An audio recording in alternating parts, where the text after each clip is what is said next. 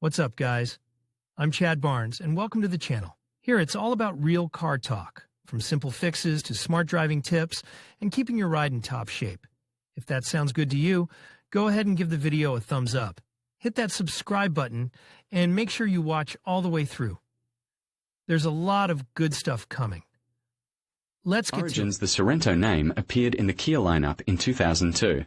Back then, it was a frame SUV of quite traditional design, intended primarily for sale in the North America market. The car did not grab the stars from the sky, but it was relatively cheap with a considerable size and provided the brand with a certain presence in the segment. Over time, it became clear that the popularity of classic SUVs is experiencing a serious onslaught from the side of crossovers with a load-bearing body, and that the brand really needs such a model. And just such a model, which kept the name Sorento and received the factory code XM, was presented at the Seoul Motor Show in April 2009. The market positioning has not changed. The second-generation Sorento was still primarily focused on the U.S. market. Moreover, the Sorento became the first Kia model to be assembled in North America. In Russia, sales of Sorento started in the fall of 2009, and for the last 3 months of the year 1475 cars were sold.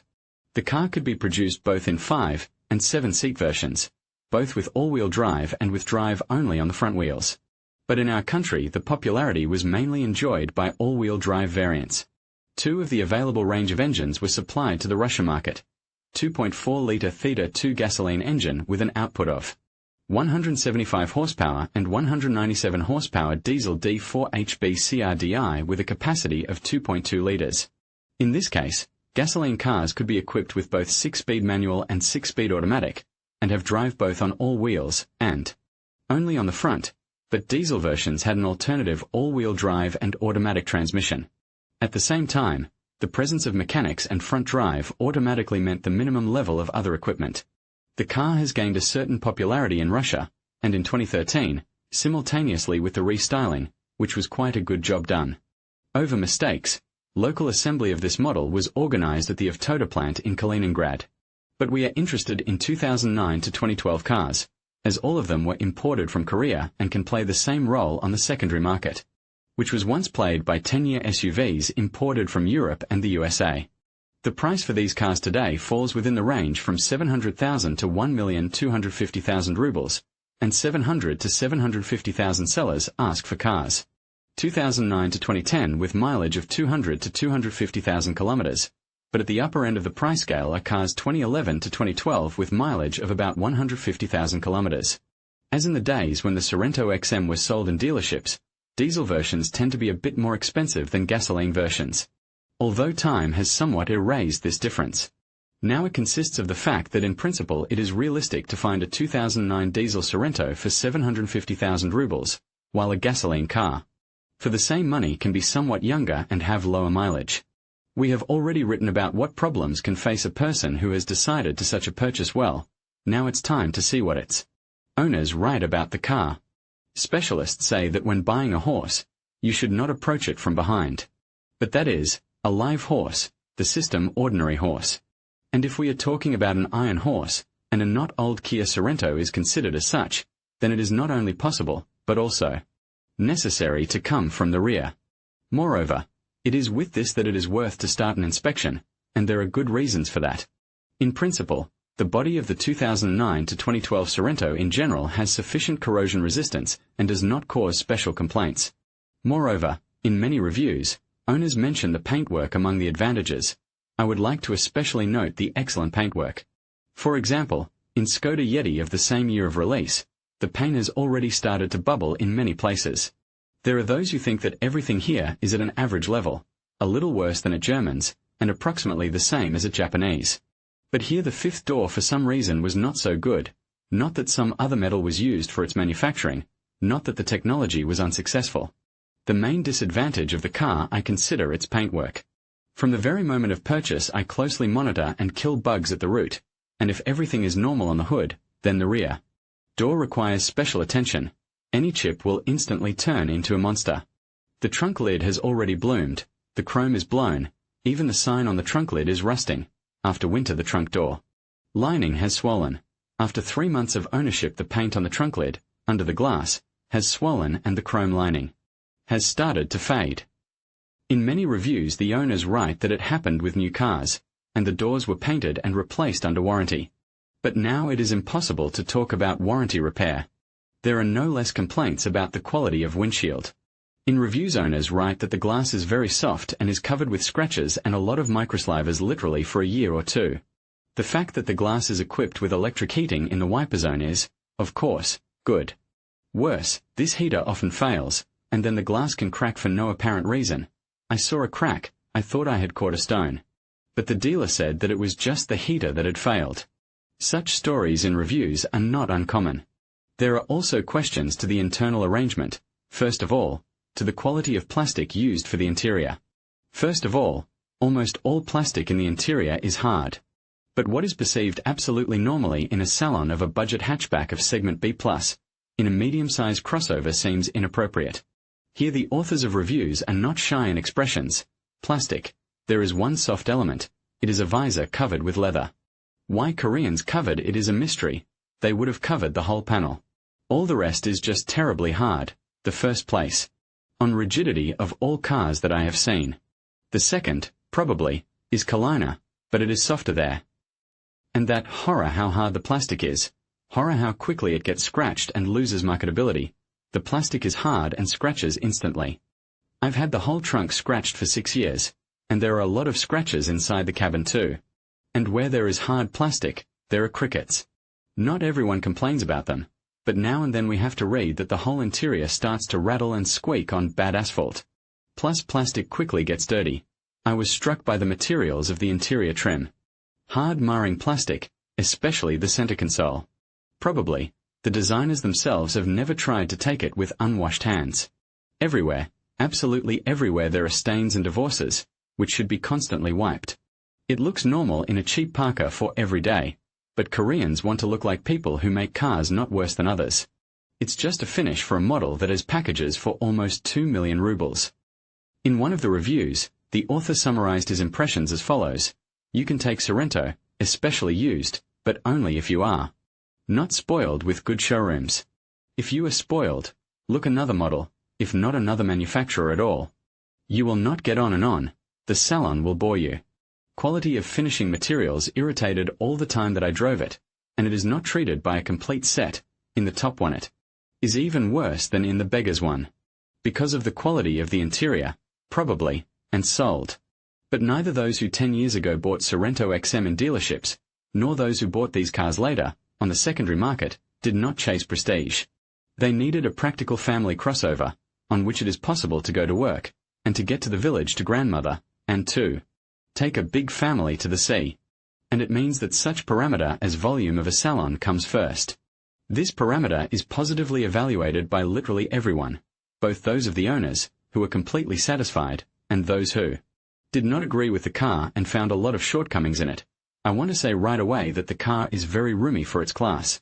For a family man with 2 and more children it is the very thing. I use the third row of seats in very rare cases, and there is not much space there for an adult. Up to half an hour of driving it is tolerable. If more to sit there, it begins a hard labor. For children it is normal. There are, of course, small remarks. The fact that the folding of the rear row forms a flat floor, a big plus, but the fact that in the passenger version they make a little noise when driving empty on poor quality road surface, it is a minus. For more than $40,000, I'd like to get decent quality. Of course, not all reviews are about the kits with 7 seats, but the volume pleases everyone. In a huge number of reviews the authors note a huge trunk with a capacious organizer under a raised floor. The trunk is huge, capacious. There is a lower tray for all sorts of little things, and it is also not small. Once again, the size of the trunk and the underfloor. Pleased. When moving the wife, children, and all things at once managed to push in the car. The owners note in their reviews that in Sorento it is possible to transport even a sofa, at least a wardrobe, at least something else oversized. In the trunk instead of the third row of seats there are 2 voluminous glove boxes, where you can shove 2 20-liter jerry cans, and there will still be room. In the car I carried a cupboard, stepladders, 4-meter boom of a barrier, 42 square m of laminate, 15 bags of cement. Add a very voluminous box armrest on the first row, where a laptop can fit.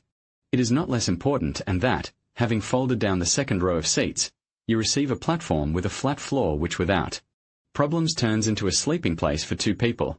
The trunk is a separate song. It's a bedroom. It is comfortable to sleep in the car with the trunk door closed. Even with my height of about 190 centimeters, the floor is flat, and their mattress fits in like a wedge. There are, of course, those who like to grumble. The trunk is huge, but it is always full of junk, so it is impossible to put anything there. It does not have any finders, hinges. There is nothing to fix. The deep cellar under it is a grave, as it is impossible to take out anything when the trunk is loaded. Rubber mat aggravates the problem many times. But there are still few such grumblers among the reviewers. Most of them say that neither a trip to a megamall as a family of four with a bicycle, a scooter, and child seats, followed by loading a lot of purchases made there, nor a fishing trip with a boat and a tent, nor long-distance trips with the whole family with all the necessary stuff causes any problems. But there are other moments that cause the desire to grumble. For example, the organization of microclimate. No, in principle, there are no serious complaints on it. The stove heats, air conditioning. Moreover, the owners of diesel versions emphasize that in winter the car is warm and that it warms up rather quickly and does not cool down in traffic jams, as some other diesels. But some moments Korean designers obviously did not think over. Here, for example, is a story like this. There was a time when it snowed in Moscow. Maybe it doesn't snow in Korea, but that's in Korea. It does here. And snow in our country is like snow in Korea. We don't notice it, so snow and snow, Koreans, it's no big deal. Just with such thoughts I left the house, waved the brush a couple of times and drove, as usual, on a snowdrift, for what is unnecessary will fall off by itself. And what do you think? I don't know why, but this bus doesn't sweat worth a damn. It's 20 degrees on the climate control, the air conditioning button is on. On the previous cars such mode was enough to forget about misting, but here the windows are never completely misted. If you turn on the button maximum windshield blowing, the misting is more or less eliminated, but it becomes hot. Experimentally, it was found out that the problem is somehow solved by cleaning the space under the wipers from snow. Apparently, some people have not seen snow and do not know that snow clogs the air intake a little bit, if it is realized in the way. It is made in Sorento, a large number of narrow vertical slots just below the right wiper. What to do? Cut the plastic, widen the hole? Well, or here is such a complaint. Personally, I lack the setting windshield plus driver. There is only windshield plus feet. But then, often very hot right leg, if you turn on just windshield, then either sweat front side windows, or hot air blows directly into the face. If by the quality of interior materials pre-wrestling Sorento of the second generation clearly loses to its classmates, belonging to more famous brands, then in terms of optional content they are not only not inferior, but often surpass them. Xenon headlights, ABS, ESP, cruise control, various heating, electric drive of seats, 2-zone comfortable climate control, head unit, with touchscreen, color review camera and navigator, and much more. Some are very pleased with the panoramic roof. It is a separate plus, it is always bright in the car, and you do not feel the ceiling pressing on your head. Even in winter I didn't close the curtains on the ceiling. Others especially like the presence of hands-free, a big plus in safety. Is hands-free? You can talk on the phone hands-free via Bluetooth. Strange as it may seem, very many people say that the function of automatic parking, which to quite experienced drivers seemed completely unnecessary, in fact proved to be quite useful. Cool function of self-parking. So far I only entertain passengers, although a couple of times parked in a very small pocket.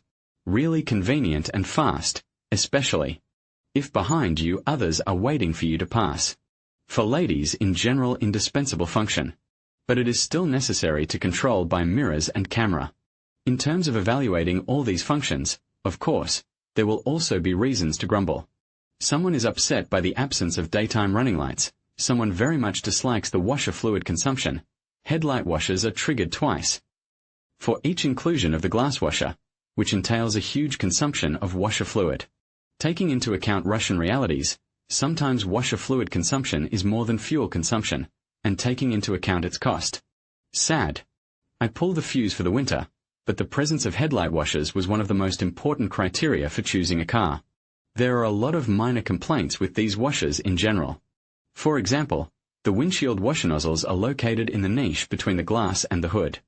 It seems to be more beautiful and aerodynamics is better, but snow accumulates there and clogs the nozzles.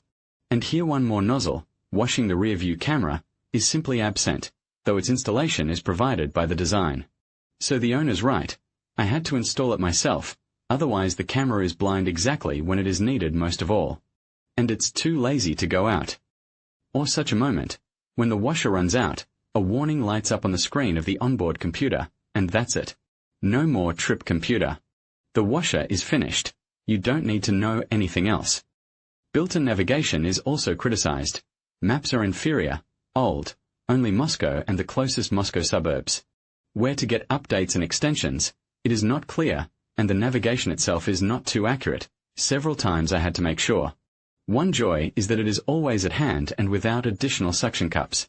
The light sensor works, as a rule, correctly, but the rain sensor, as it is written in some reviews, sometimes lives its own life. But even the most inveterate grumblers and naggers have to admit that in general, 10-year-old Kia Sorento looks quite decent in terms of saturation with comfort-enhancing systems, even against the background of modern models. It is necessary to tell at once, estimations of dynamics and fuel consumption of owners of gasoline and diesel versions differ very much, not to say radically. On the one hand, it seems that more gasoline cars were bought, and there are significantly more of them on the secondary market. But there are also more claims to the gasoline engine. First of all, it is somewhat more likely to have serious troubles. There are enough stories on the internet about the sudden demise of this unit, and these stories are not groundless. The engine is really demanding to oil quality, and the idea to combine balancing shafts with an oil pump in one unit is assessed by many experts as doubtful. No, you should not be frightened and think that if you buy a Sorento XM with the Theta 2 engine, you will certainly get the liners turned, and connecting rods will break cylinder mirrors. Most likely, even the engine with a decent mileage will work smoothly for more than 1 year. But still it is worth to realize that this motor requires special attention from the owner. The second point concerns the consistency of the work of the motor and the gearbox. It is not by chance that the authors of reviews write that the manual and automatic versions are perceived and behave very differently. They write little about mechanics, well, the box and the box, but the automatic causes a lot of complaints. Perhaps, one of the owners expressed them most fully in his review. I will begin with the biggest disappointment, automatic transmission. Stupid and voracious. I strongly suspect that the matter may be in the American pedigree of the car. It was made first of all for America. We got the smallest engine, but the algorithm of the box was left from the big V6. The problem is expressed in the fact that the box raises gears very early and lowers them very late. As a result, sluggish dynamics and exorbitant consumption. In movement, especially on acceleration, when on manual I would think to go to the third, having switched from drive, I find already the fourth, and even the fifth. That is why I have already got used to use manual shifting, but there is a certain meanness. The matter is that the box does not allow to realize manual control completely, and one-sidedly. It will not switch up, despite the high revolutions, but it switches down, despite the lack of necessity. As a result it turns out as follows. I move, for example, on the fifth, before an obstacle I brake, and, counting on the third, a couple of times I swing the lever on itself, but, having found out slowing down, the box also wants to lower a gear and resets one more. Instead of third, I end up in second, which can be very difficult. So it turns out that the dynamics, if we believe the opinion of the collective mind, is enough for quite confident driving in the city, but on the highway the power reserve will not be able to boast. Tyogi at lows is not enough. For fast acceleration a solid kick is required, and overtaking requires some calculation. In essence, this automobile is calculated on quiet moving of the owner from point A to point B, and exactly in this quality it is quite good. This is confirmed by the figures of fuel consumption, which are given by the owners. And yet, it is gasoline consumption that causes their greatest dissatisfaction. It is clear that there is no complete unanimity in this matter. Firstly, the authors of reviews give very seriously different figures in their reviews. For example, some write that the car consumes 7.5 liters per 100 on the highway. Others call the figures 10, 11. About city driving some write that the consumption does not exceed 11 to 12 liters 100 kilometer. Others write that it can go up to 19. There is nothing strange in it. The consumption depended and will depend on the manner of driving and heaviness of a foot on a gas pedal. There are also different assessments. Some people consider the consumption of 14 litres 100 km more than acceptable, because before that they owned a frame American with a really voracious V8. Others find the consumption of 14 litres simply frightening, because before that they drove small cars. But in general, the attitude of owners to gasoline Sorento is best characterized by a phrase from one of the reviews: gasoline is a vegetable. It consumes like a stallion, but drives like a donkey. But the statements of the owners of diesel Sorento XM sound in a completely different tone. After diesel now do not want to move to gasoline at all. Guys, if you have the opportunity, take Sorento on diesel. The consumption, the dynamics are just great. And the matter is not that 197 horses is more than 175. It's all about torque and revolutions, at which the engine can give it out. 2.2-litre turbodiesel D4HB gives out all its 440 nanometers of torque at 2,700 revolutions per minute, and at 420 comes out already at 1,800, while in order to gasoline 2.4-litre motor came to the maximum 220 nanometers, it needs to be cranked up to 4,000. The interaction between the motor and the automatic transmission is much more productive. The gearbox does not need to strain in vain, click gears. As a result, both in the city and on the highway, drivers of diesel Sorento do not experience any problems with overtaking and vigorous accelerations, while not experiencing the agony of amphibiogenic asphyxia. About the depressing fuel consumption. Actually, they note fuel efficiency as one of the main advantages of the model in their reviews. The consumption is simply pleasing. On the highway was 5.6 litres at speeds up to 120 km per hour. In the city it was 8.6 litres. In general, not the consumption, but the beauty. When I drove the car from the south, in addition to driving qualities, I was pleasantly surprised by the consumption. I drove and smiled. Cruising speed 120 to 140, consumption 7 litres. For the sake of justice, it should be noted that most of the owners name slightly higher figures, but just a little, 7.5 to 8 litres. On the highway at a speed of 120 to 140 kilometers, 9 to 11 litres in the city, depending on the season and traffic jams, with an average consumption on the onboard computer about 8 to 8.5 litres per 100. Moreover, I even came across a review, the author of which was indignant about excessive veracity of the diesel engine. It looks like a diesel, like it should be economical, but nothing like that. In the city, it consumed from 11.5 litres. I do not drive fast. In winter with traffic jams under 13 to 14 came out. I do not believe the computer, so I divide litres by kilometres, and such a figure turned out.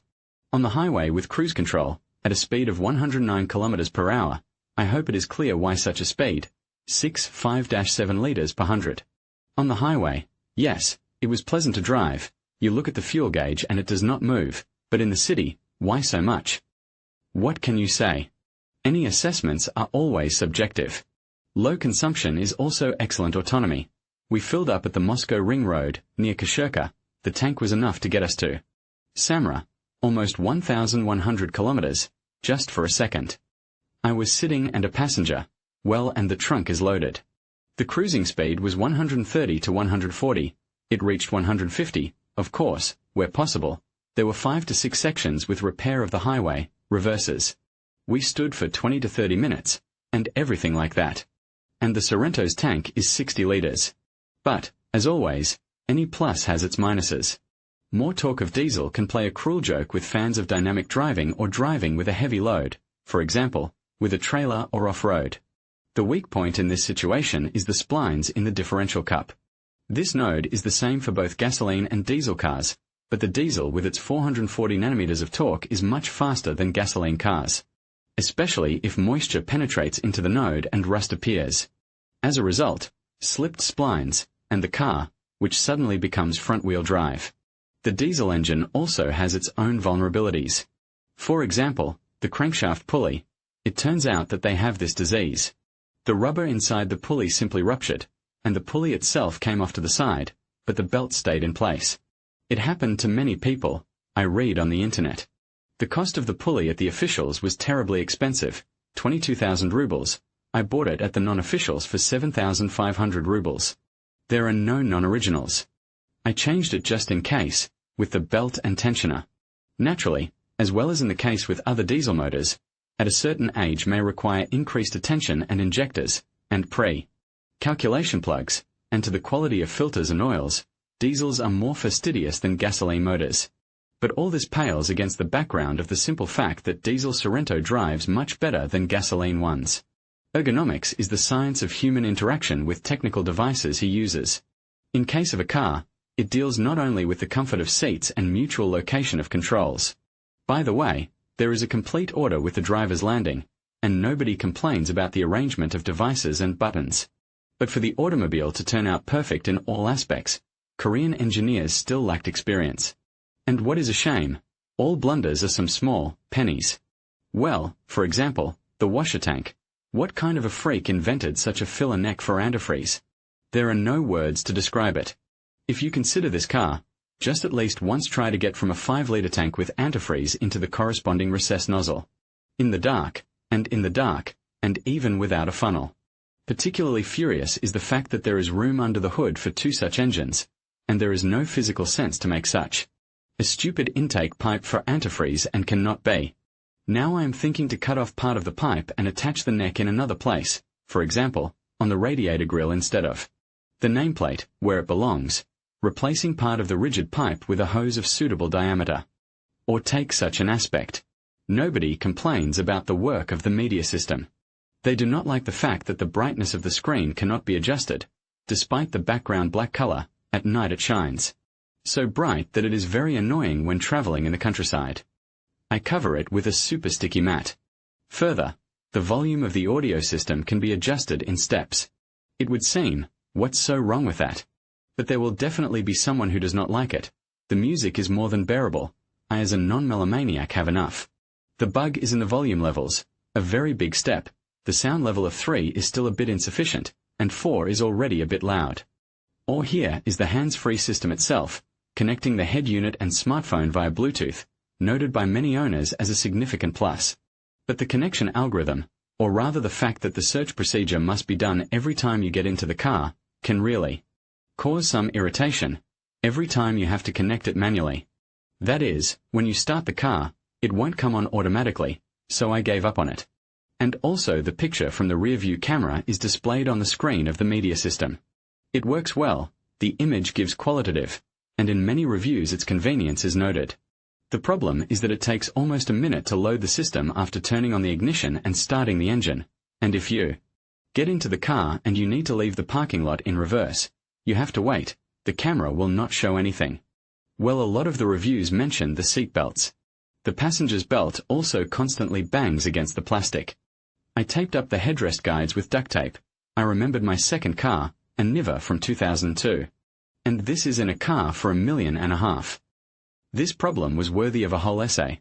You have to be a Korean from Kia to understand the design of rear seat belts. The trick is that by themselves, under the action of the tensioner, they do not return to the soft seat. A passenger exiting the back seat leaves the iron so that it rests on the hard plastic, between the door and the seat, on the rear wheel arch. Next thing you, the driver, start driving and immediately realize that there is a rumbling noise from behind.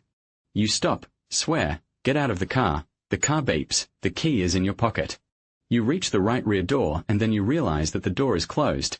It closes automatically when you start driving and will be closed until you open it with your hands by pressing the button on the driver's door.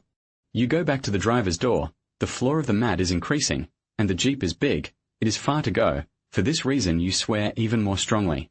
You open the driver's door, press the button, the rear doors unlock, close the driver's door, the car beeps again, go to the right. Rear door again, open it, correct the belt buckle, close it, the car beeps again, once again go to the driver's door, sit down and drive on, in between the mat, asking only one question. To the what the owners are absolutely unanimous about is the assessment of maintenance costs. The cheapness of maintenance is noted both in reviews written in distant and pre-crisis 2010 to 2012 years, and in quite recent ones, when we are talking about quite old cars purchased on the secondary market. For the cost of consumables, just a bomb. Before it was Mitsubishi, which stripped to the thread. This car is pennies in maintenance, and the city consumption is less, it is unpretentious, and even an ordinary worker can maintain it. as spare parts for it cost the same as for the well-known Solaris or Rio. Maintenance of this car is cheaper than the Germans by 30–40%. Maintenance is very democratic. The most expensive Tio did not reach 13,000 rubles. And here you can't argue. Many people write about the fact that maintenance, depending on the amount of scheduled work, costs from 9 to 13,000, as well as about the fact that it makes no sense to waste time looking for non-original substitutes for spare parts and components, since the originals do not hit the pocket too much. The prices for suspension components and stabilizer struts, which everyone has to change sooner or later, are particularly pleasing. I changed the right ball joint. The price of the original, 600 rubles, pleasantly surprised me. The master who ordered it was surprised himself. Ball joints, 360 rubles. Piece, original. Stabilizer bushes, 150 rubles. Piece, original. Bearings, 960 rubles. Piece, original. Of course, in the services can try to put up and acid prices, but here the internet to help you. At about 70,000 kilometers I changed the steering wheel cable. The store charged a price of about 15,000 rubles and advised to pour in the internet. Found in Vladik, 1,300 rubles. I read, the reviews are all positive. I bought it. Installation is 1,000 rubles. Everything. Relatively inexpensive and body repair. Recently drove into my right rear door, the parts were cheap as hell. Door molding, 263 rubles. Plastic sill, 1,500 rubles. Fender liner, 600 rubles. This quote is from a rather old review, so today, most likely, the figures should be multiplied by 2, but still the result will be more than acceptable. Naturally, in a number of cases, the price tags on individual components can be significantly higher, and the amount of repair costs can reach 6 figures. At 187,000 kilometers, I replaced the intake manifold, the accelerator pump, rollers, and belt, intercooler radiator, brake discs, and pads all around, steering rack, cleaned the injectors and fuel supply system. Spent 134,000 rubles, with work and spare parts. But the output is almost a new and serviceable car. From 187,000 to 210,000, only oil, filters and rear stabilizer bushings were replaced. And now imagine how much similar work would cost if we were talking about a car of the same class, but of a more famous and prestigious brand. It is surprising how many people in our country think that you can buy a pennyworth of nickels. Otherwise, there is no way to explain why in so many reviews the authors complain about the lack of driving comfort, as if one could spend many times less money than on some Audi Q7 or Lexus RX and get the same level of comfort. Most complaints are about excessive rigidity of suspension. The suspension is a bit stiff, especially on bridge joints and transverse road seams. The suspension is stiff, especially on the rebound. Sloppy passing of speed bumps can scare a person with an immature psyche. The suspension itself is incredibly stiff. Passing speed bumps at speeds above 20 km per hour is fraught with serious spinal injuries. In the interior of the AM, even driving out on the marking. However, according to the owner's testimony, for this very reason the automobile is very well steering on good asphalt. If what and does not allow to give controllability the highest score, it is not always correct work of ESP, which in tense turns does not help, and sometimes only hinders. ESP is a nasty thing. More precisely, the thing, of course, is necessary and even essential, but very primitive. Because it does not carry any directional stability, but stupidly strangles the engine at occurrence of lateral sliding. The special abomination is that it cannot be switched off at all. It will be switched on again at the next engine start. That in itself is correct, but so many times I was let down when in a turn you need to turn the car afterburner, and under the pedal is stupidly empty, because I forgot after the start to press the button. The suspension can cope quite effectively with small bumps, but on large, repetitive bumps it tends to sway vertically. Over time, as the suspension springs sag, rear suspension breakdown on a loaded car becomes quite obvious. For this reason, many people resort to replacing the stock springs with reinforced springs. The suspension of the Sorento XM has another trait that manifests itself off the asphalt: very short strokes. Because of this, the vehicle doesn't like diagonal suspension. The suspension is rigid and short stroke. The stroke is about 10 centimeters, maybe a little bit more. The car is sharpened for asphalt, does not roll in turns, and, despite the fact that it is tall, it handles like a normal sedan. But it shakes. But it's stable. There is an opposite side of a medal. In winter in ruts and all kinds of ugly things, and at us in winter in Riazani ugly things in. Every yard.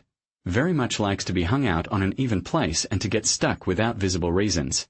It is a shame somehow on a four-wheel drive, on a flat place in front of people.